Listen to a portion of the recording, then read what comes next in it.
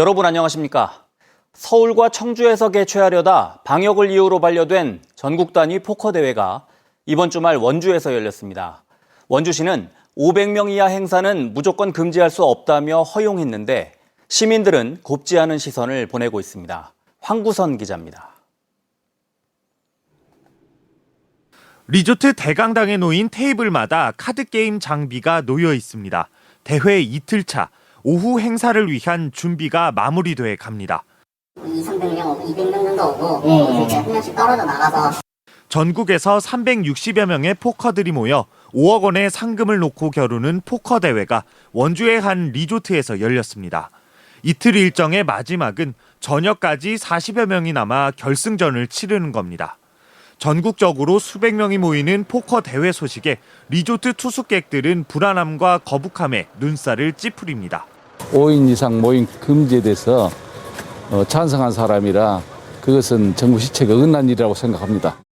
서울에서 열릴 예정이었던 행사는 수도권 코로나19 재확산으로 금지됐고 이후 청주에서 개최하려다 거절당했습니다. 포커 대회 관련해서는 저희 청주시 문화예술가 쪽에서 아마 반려를 했었을 거라고 알고. 그런데 원주시는 이 행사를 허용했습니다. 행사 개최를 막을 법적 강제성이 없다는 이유에서입니다. 대회나 집회나 이런 것들에 적용되는 규정은 500명 이하입니다.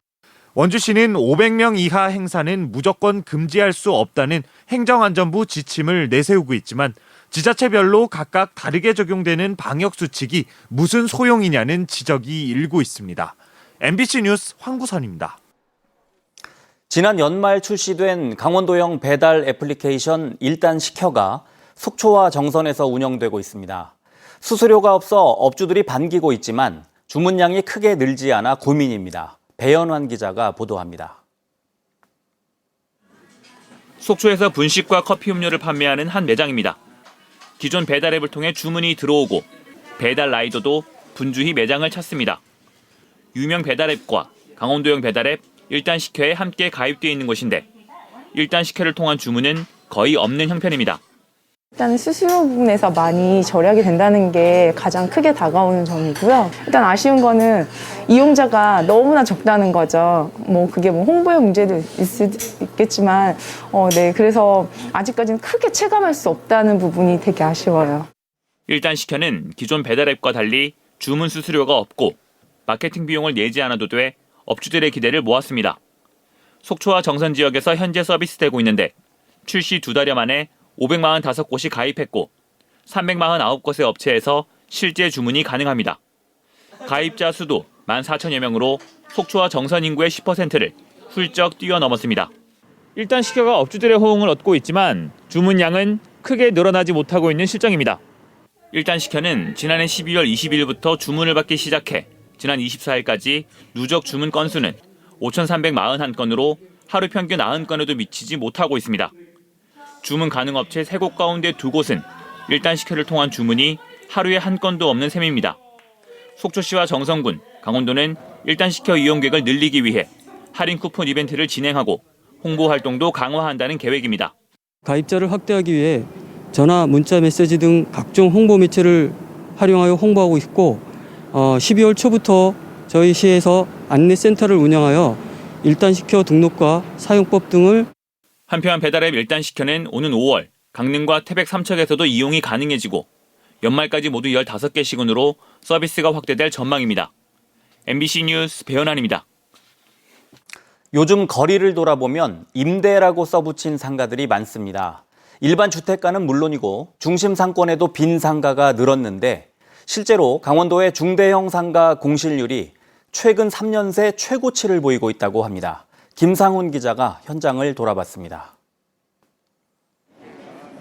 서울의 명동처럼 번화하다고 해서 이름 붙여진 춘천 명동거리.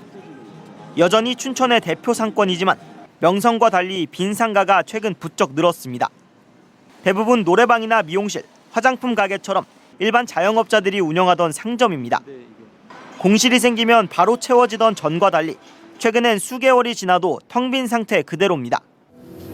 3층짜리 건물이 보시는 것처럼 텅 비었습니다. 이처럼 건물이 통으로 임대 공고가 난 곳도 적지 않습니다. 몇 개나 되는지 직접 세어봤습니다. 명동 중심거리에만 10곳이 넘고 여기에 상가가 모여있는 건물에도 2층을 중심으로 20곳이 비었습니다.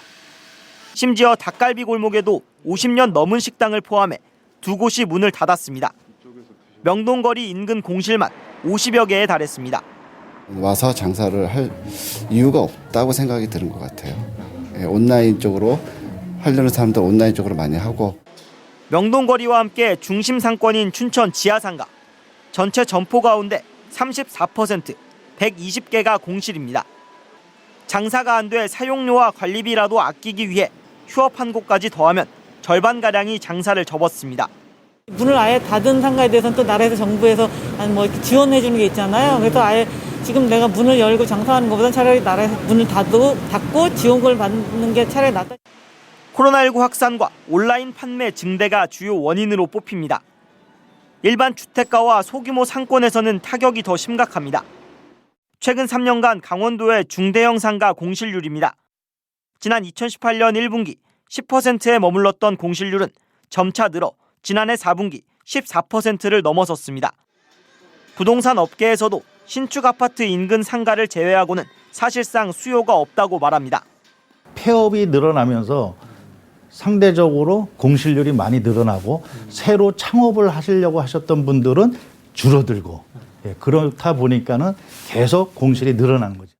공실이 늘어난 상권이 소비자들의 외면을 받으면서 결국 지역 경제가 무너지는 악순환이 계속되고 있습니다. MBC 뉴스 김상훈입니다. 지난 이틀간 도내에서 코로나19 확진자 8명이 추가 발생했습니다. 강원도에 따르면 오늘 고성에서 확진자와 접촉해 자가격리 중이던 2명이 양성 판정을 받았고 정선과 춘천에서도 각각 1명씩 확진 환자가 발생했습니다. 또 어제는 춘천, 강릉, 횡성, 정선에서 각각 1명씩 4명이 확진됐고 50대 여성인 정선 확진자는 지난 14일 임계면 교회 예배에 참석했던 교인으로 자가격리 중 확진 판정을 받고 38번 확진자가 됐으며 별다른 이동 동선은 없었습니다. 올해 강원도의 3.1절 기념식이 영동 지역 최초의 독립만세운동 발생 지역인 고성군 달홀공원에서 개최됩니다. 기념식은 퓨전 국악그룹의 공연을 시작으로 강원도 독립만세사 낭독과 고성 지역의 만세운동 재현, 헌화와 분향 순으로 진행될 예정입니다. 이번 행사는 코로나19에 대비해 참석 인원을 100명 이하로 대폭 줄였지만 강원도 온라인 유튜브를 통해 생중계합니다. 도내 다른 지역의 3.1절 행사는 코로나19의 영향으로 대부분 취소됐습니다.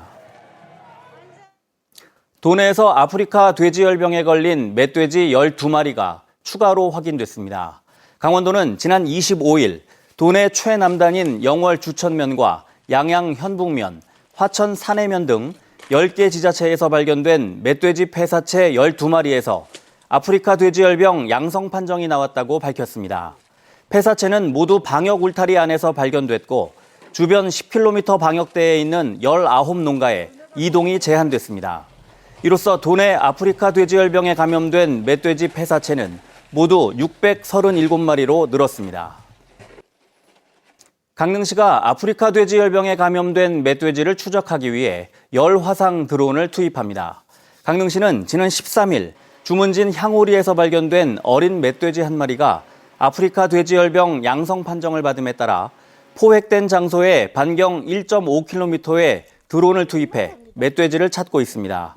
아프리카 돼지열병 멧돼지 포획 장소는 주문진 양돈 농가와의 거리가 750m에 불과해 강릉시는 감염 확산 차단에 총력을 기울이고 있습니다.